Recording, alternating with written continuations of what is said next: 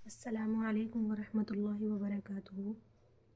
کیا آپ کو معلوم ہے کہ جو ہم سے پہلے والی امتیں تھیں، نبیوں کی جو امتیں تھیں، تو اگر وہ کبھی ایمان سے بھٹک جاتی تھی یا وہ ایمان کا انکار کر دیتی تھی، اللہ پر ایمان لانے سے وہ انکار کر دیتی تھی اور وہ اللہ کے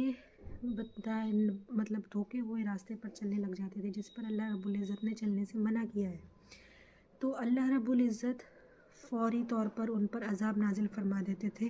پوری کی پوری امت اسی وقت جو ہے وہ غرق ہو جاتی تھی، نیست و نابود ہو جاتی تھی، ان کا نام و نشان جو ہے وہ ختم ہو جاتا تھا۔ اگر ہم اپنی امت کو دیکھیں، اس امت کو دیکھیں، ہمارے نبی کی امت کو دیکھیں، تو ایسا نہیں ہے کہ ہمارے عذابوں کا ہمارے جو گناہ ہے ان کا عذاب ہمیں فوری طور پر مل رہا ہے نا۔ ایک حدیث میں ہے کہ آپ صلی اللہ علیہ وسلم جو ہے اپنی امت کے لیے رو رو کر دعائیں مانگا کرتے تھے۔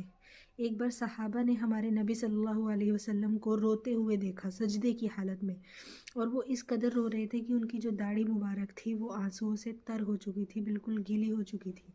تو صحابہ نے آپ صلی اللہ علیہ وسلم سے سوال کیا کہ اللہ کے نبی آپ کس کے لیے رو رہے ہیں؟ آپ اتنا زیادہ کس کے لیے رو رہے ہیں؟ تو ہمارے نبی نے کہا کہ میں اپنی امت کے لیے رو رہا ہوں، میں اپنی امت کے لیے دعائیں مانگ رہا ہوں تاکہ کل کو جب میری امت کوئی گناہ کرے گی تو اللہ تعالیٰ فوری طور پر ان کو عذاب نہ دے۔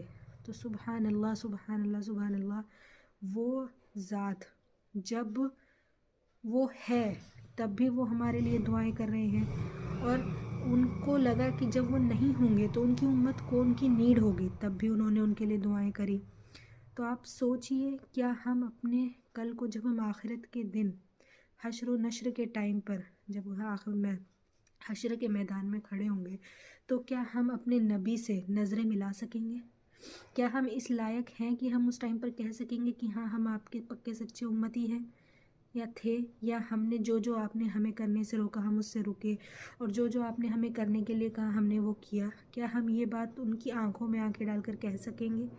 کیا ہمارا ایمان اتنا پختہ ہے، یا جو قربانیاں ہمارے نبی نے ہمارے لیے دی ہیں کیا ہم ان پر کھرے اتر رہے ہیں؟ یہ سوال آپ اپنے آپ سے کریے۔